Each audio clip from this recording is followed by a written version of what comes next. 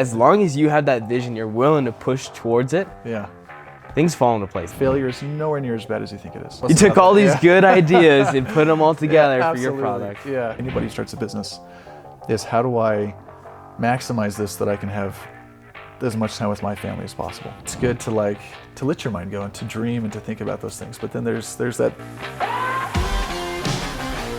All right, hello and welcome everyone. My name is Jacob Lee and this is the Founder Scoop. Today I have with me Peter Fife. Thank you for coming, man. Thanks for having me. Good to be here. So what is your business that you're working on right now at iHub? Yeah, so right now I'm working on the Jili bottle. This is me and my wife's invention. That's an all-in-one vacuum insulated baby bottle. Well, I heard yesterday you launched your first product. Is this the product that you launched? Yeah, this is it. Kind of wild. Yeah, so we launched it yesterday. So we had a Kickstarter several months ago, but yesterday was the first day that everybody could launch, that we could actually get it fulfilled and sent out to everybody who wanted one. So That's pretty exciting wonderful. day. Congrats. Yeah. That's Never huge. thought I'd be in a product business, but here I am. That is amazing. Yeah. Well, let's talk about how you got to where you are now. And I'd love to hear more about your business a little bit later. Yeah. What kind of started you on your entrepreneur journey? I always wanted to be an entrepreneur. I shouldn't say entrepreneur. I didn't know that entrepreneurs were even a thing when I was a kid. Yeah. I just knew that I wanted to be a business owner.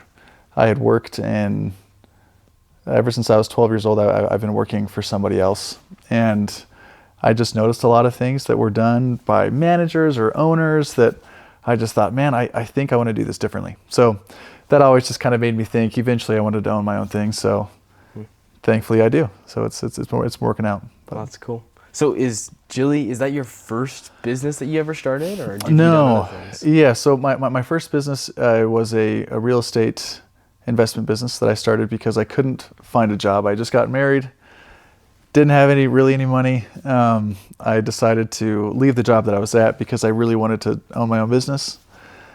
Jumped out not knowing what I was going to do. What was the job that you had, by the way? So I was a recruiter for a government contracting company. Gotcha. So I'm decently good at talking to people, and so I would convince former FBI and CIA. It's going to sound cool. Former FBI and CIA operatives to do different jobs for private contractors. That's really cool. Yeah. So it sounds like that job helped you develop some really useful skills that kind of launched you into your own business. Yeah, I think the most important thing that I learned from that job was that I'm talking to these people that have done incredible things, and I'm just a nobody. And it really helped me learn that I needed to fake it to make it. And so, as terrible as that sounds, you're talking to people and about doing some cool things in Afghanistan or Iraq. I've never been there. I don't speak the language. I don't know anything about it. But they have to believe that I know what I'm talking about. And so, yeah, for several years, that's what I did. And it ended up being a great opportunity. But, yeah, happy that I closed the door on that to open up my own little business ventures. So tell me more about your real estate business that you started. Yeah, so I started that. Again, things were going rough at least for me. I quit that job. And I ended up finding a house that I could flip. I didn't really have a lot of money, so I convinced somebody to fund the purchase of the house, and I promised them that I could get them their money back with a big return. So I worked till midnight every night on that house by myself. I've never fixed a house before in my life. And I did that, and then ended up doing it a lot more times, and then started a little business because of that. So it ended up working out really well. Wow, that's really cool. Yeah. I mean, that's honestly so impressive. Goes back to the whole fake it till you make it idea. Yeah, totally. Yeah, and that was it's morphed now into, people start asking. Before I did the Jili bottle, people would ask what I did, and I would tell them that I flipped houses, and then, they needed a place to put their money, and they asked if I needed some money, and so I ended up scaling it up to doing apartment complexes that no one in the country wants, that are just wholly destroyed, and I would fix those up and pay back my investors and just kind of keep doing that until, things kind of were going well enough I had some time to focus on the Jili. That's amazing. So how long ago was that when you started this company? So I started the Jili officially 18 months ago. 18 months ago. And then when did you start your real estate company? 5.5 years ago. 5.5 years ago. Yeah. Okay. Yeah. That's cool. So walk me through the transition going from real estate to Jili.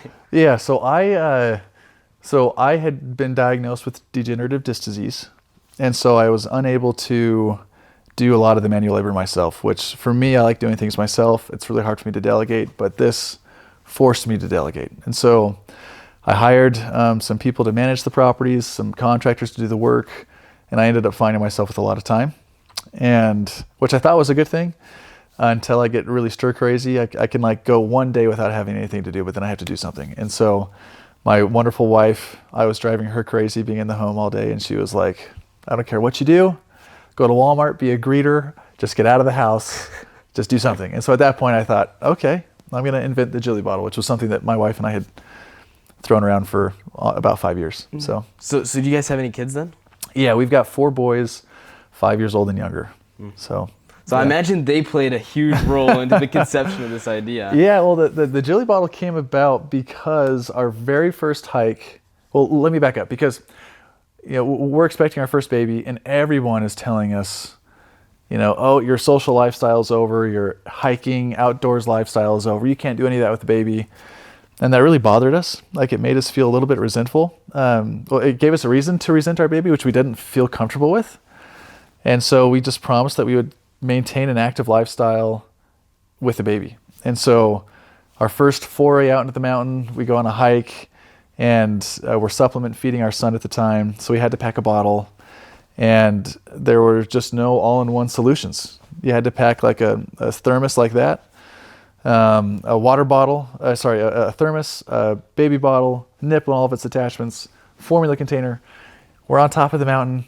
Simon, our oldest son, is crying because he's hungry. We're trying to mix all these things together, trying to keep the nipples clean and things from falling off the boulder. And anyway, yeah, my wife just looked up at me and she was like, "They were right," like, "Oh no, this is so hard." And we collected ourselves, and then my wife was like, "No, let's just go online and let's buy an all-in-one baby bottle." And so I did, and I couldn't find one. And I searched on Google, searched on Amazon, dug all over the place, and could not find an all-in-one baby bottle. So that's when the idea was born. That's really cool. Yeah, it was as a joke. We were walking down the mountain, and this is 5 years ago, and I was like, "Man, Jill, wouldn't that be crazy if we made an all-in-one baby bottle and we named it the Jili bottle?" And she was like, "No, I don't want it to be named after me." And then 4 years later, the trademark's available and the website was available. Oh, man. And I was like, you had to. Sorry, sweetie. How does she feel about it now? Oh, I mean, she's on board because it is a great name. But yeah, I mean, if there was another name that we could find that was just as cute, we probably would have done that one. But yeah. I love the name Jili. I think it's perfect. And it was my wife's idea. So I think it's good to have her stamp on it. I love that. Yeah. That's very cool. I love just how family-centered you are. Just your idea came from your family. Your motivations are because of your family. Oh yeah, totally. It's awesome. Well, it's just been interesting because with the Jili bottle, with the Fife Ventures real estate thing, so much of that was just trying to like get by and provide for the family. And then it's cool how it kind of transitions to, okay, now how do I do something in a way that allows me to have more time with my family instead of just providing for them, which is obviously, priority number one. But, the goal with starting a business, I think anybody who starts a business, is how do I maximize this that I can have as much time with my family as possible. So that's the hope. We'll work for that. Yeah. I love it. I wish you the best of luck there. You. Like, that's very knowable. Yeah. We'll see what happens. Hopefully it comes out. Okay. We'll see. Yeah. So how did you fund Jili? Yeah, so first off, I have a very patient wife with finances. Nice. So she's been very, every penny that we've made from all of the business ventures that we've done, we've set aside a portion of that to make sure there's food on the table. But then everything else has gone into investments. And so when we dreamed up the idea of the Jili, we had a little bit left over because we just refinanced a property. And it was really risky. And I talked to my wife about it. And I was like, should we go for it? And she said, sure. So, yeah, we took all of the money that we made from that real estate particular venture and threw it all towards making the Jili bottle. So. Completely self-funded. Yes. Yeah, so far, yes. Holy cow. Yeah. And then... Are you looking to bring on investors? Hopefully we do, because if we need investors, it means that Jili bottle needs a lot more bottles made. That's true. So if this thing starts to take off, then yeah, we'll definitely need investors, because I got to know the founder of Hydro Flask, and he just said that was his biggest problem. Was it took him like a while to get traction, but then once it got traction so fast that he couldn't keep up with the funding. So hopefully, eventually, yeah. I love it, yeah. Within the year, that's the hope. So how did you go about prototyping? You don't have experience doing that yourself, do you? No, I have no experience. So I zero experience prototyping, absolutely zero. So I went on Upwork. It's like Fiverr. It's like a website where you can hire freelancers. I found a BYU student who had applied who had just said he was really good at CAD modeling and SolidWorks modeling. And I met with him at the Wilkinson Center and told him my vision, showed him a drawing that my wife had made. And I said, make it. And so he did, and we would 3D print it. And then me and my wife would go to parks where moms would be, and we would ask them, okay, what do you like and what do you not like about this bottle? And man, it took so long. Really? Oh man, I thought that we'd have this thing figured out within 3 iterations. And this is the product of 25 freaking iterations. 25? I mean, holy cow, yeah. What are some of the major changes you made? This thing used to be this big. I mean, honestly, this thing massive? This thing used Holy to be a cow. freaking monster. Used to be fat. These little grooves that make it easy for the baby to hold or for the mom to hold weren't there. We used to have an ability to. Well, it's a great question to ask, because around our 5th iteration, we made a bottle that had a little contraption that the formula would just fall into. And we thought that was it. And we thought about it, and we asked a lot of people about it, and they were afraid about the O-rings, about the molding. There could be mold issues, leak issues. We read about 2,000 reviews on Amazon, and the biggest issue that all moms have and dads have is leakage. And so we decided to make it 2 completely separate containers. Yeah, so that no way that these can mix until the mom or dad dumps it in. Yeah. But I mean, that took 25 iterations. So would you mind explaining, for our listeners who are only listening, can you describe what the bottle looks like? Yeah. So this is, the way that we like to explain it is like a baby Stanley. That's kind of the way. So if you could think of a kind of like a baby Stanley, also with an Awala twist to it. So the Awala has the indents on the side. But we like the coloring codes of the Stanley. So you've got a vacuum insulated bottle that has all the thermal properties of an Awala or a Stanley. It looks like a hydro flask, but you just put the yeah. Oh yeah. And then the lid is like a hydro flask. Yeah. So we literally ripped off of. Yeah. So the lid is ripped off of a hydro flask. The coloring is ripped off of Stanley, and the look is ripped off of Stanley, while the indents are ripped off of Awala. Yeah. So totally you took all these good ideas and put them all together for your product. Yeah. And then it's a thermos. Inside we have little measurements so that the parents know how much their baby's drinking. And then on the bottom, this is kind of the coolest part that always gets people, oh, that's so cool. On the bottom, we have a formula container. And when I show this to people, everyone thinks, oh, that's going to be, you can't pour your powder into that, because that's a big issue when it comes to feeding babies, is getting the powder into the top. So what we also made is a funnel that's really easily removed. Let's go. Yeah, that's so that you awesome. just tip it, give it a couple taps, and we inclined it in such a way that literally you tip it, you give it 3 taps, and all the formula's in. So set it aside or screw it on the bottom, shake it up, feed your baby. That's amazing. Yeah. So I love how many iterations you had. Literally every piece looks like it's been meticulously crafted. You have no idea. I mean, I remember going to one mom. This was at an In-N-Out, and I would take the 3D prototype everywhere I went. And anytime I saw a mom or a dad with a little baby, I would just say, "Hey, I'm sorry to interrupt you. We invented this product. Can you tell me what you think?" And I thought that it was it, and she was like, "This just looks like a giant missile." And I was like, "Oh, that's that hilarious." hurt so bad, because I thought that was the final product. Yeah. And so I'm grateful for the feedback, because we're able to trim it down 3 inches, slim it down, and so anyway, there's just a lot of this. This has been the product of just a ton of feedback. That's cool. What other challenges have you faced as you've been developing this product? It's been interesting working with the manufacturer overseas. There are no stainless steel manufacturers in America.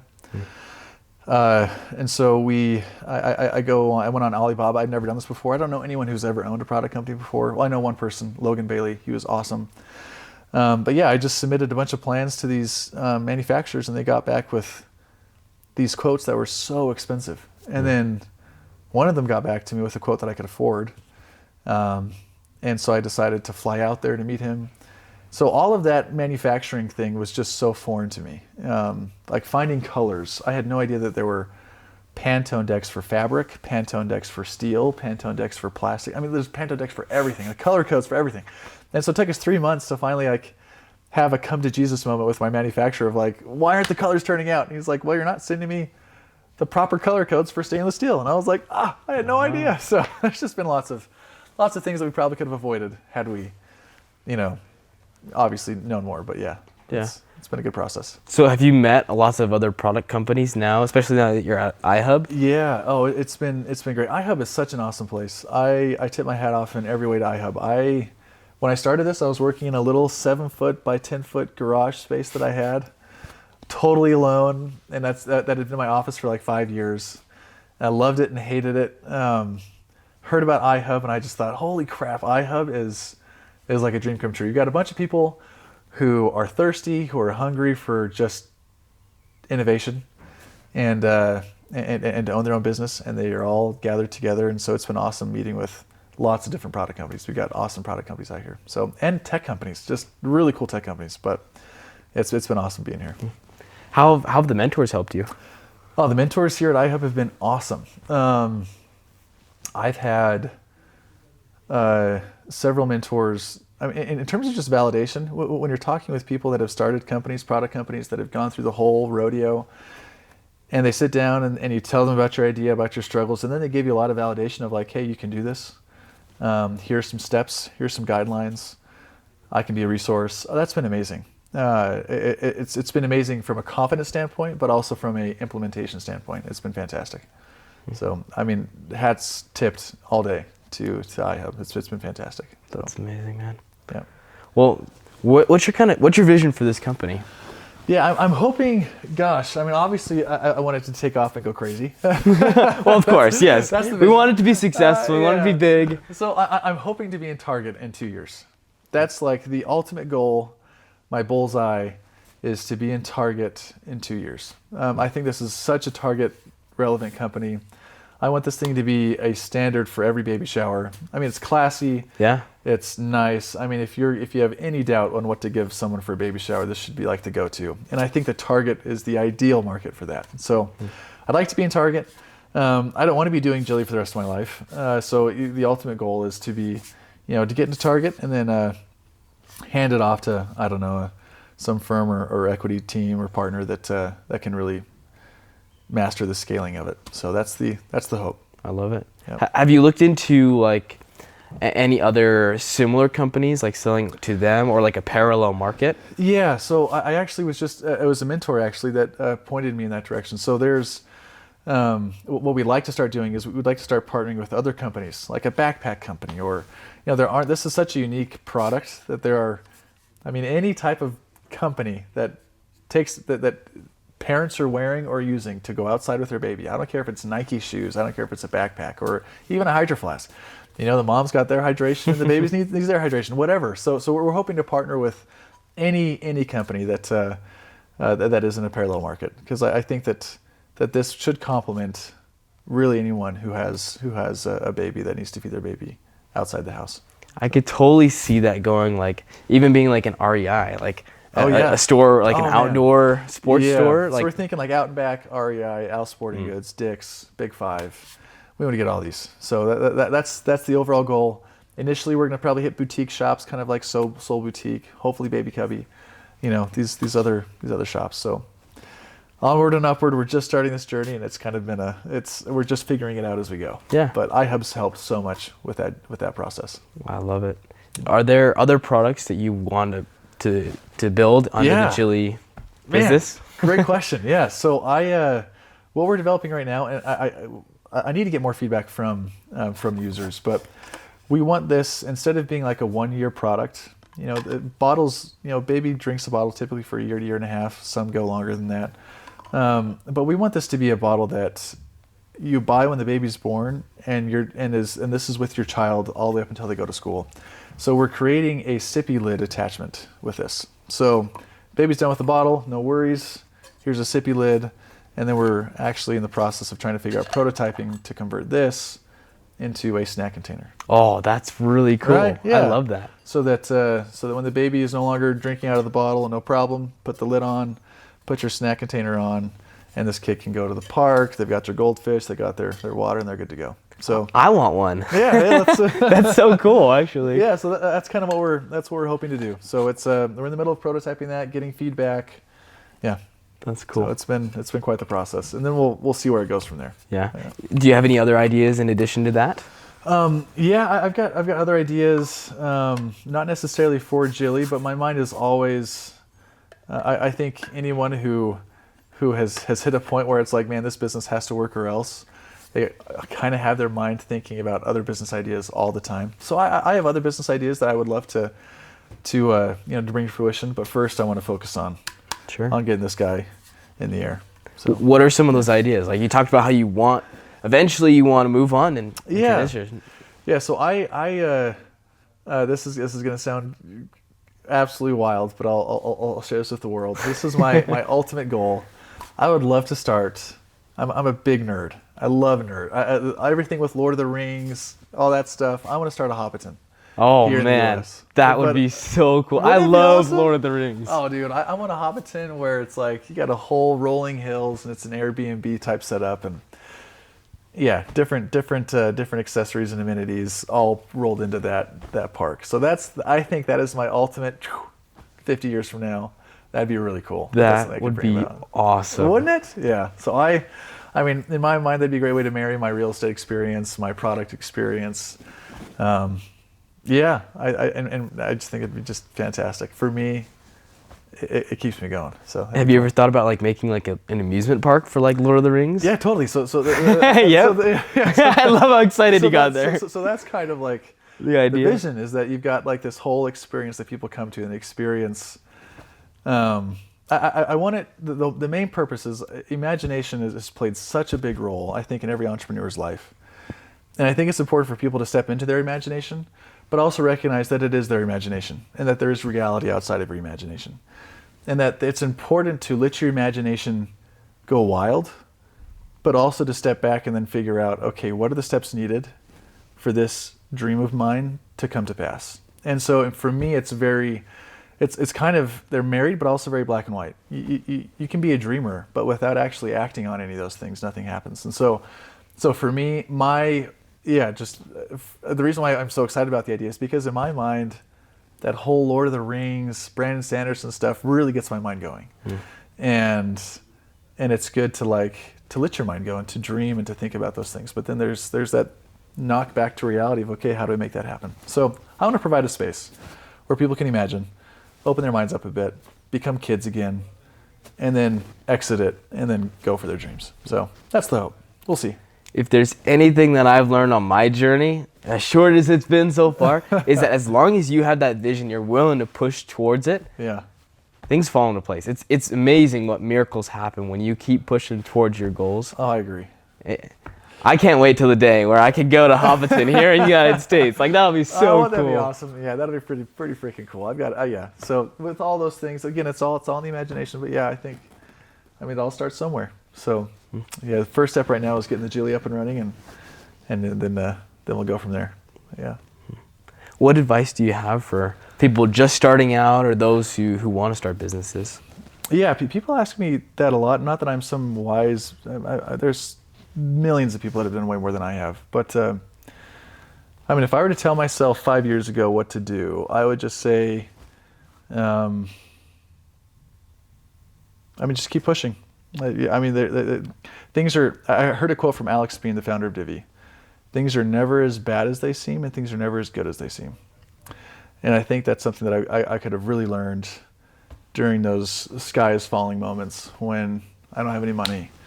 My ideas are not working. It's like, things are never as bad. You're okay. Failure is not a bad thing. I failed 2 other businesses before this, and I thought that failure would be the Goliath in my life. And after having been smacked by that Goliath, it's been like, I'm still here. Like, my brain's still working. I'm still capable. Okay, I can keep going. So that would have been the biggest advice I would have given myself, that it's all okay. You just keep pushing and things will work out. Failure is nowhere near as bad as you think it is. as long as you're smart about, you haven't like sold the farm, but that's what I would say. Well, Peter, I've really enjoyed this conversation. Thank you for sharing your story with me. Bet. Where can people go to learn more about you and your company? Yeah, so Instagram at Jili Bottle, TikTok at Jili Bottle. That's Jili Bottle. And then our store, Shopify. On Shopify, it's at www.jilibottle.com. We're on Amazon now. So yeah, anywhere, just type in Jili Bottle and you'll get directed to us. Man, that's huge. Thanks. I love it. Here's hoping. Onward and upward. Yeah, we'll see. Yeah. Well, thank you again for coming. Well, thank you. I really appreciate being on here. It's an awesome opportunity.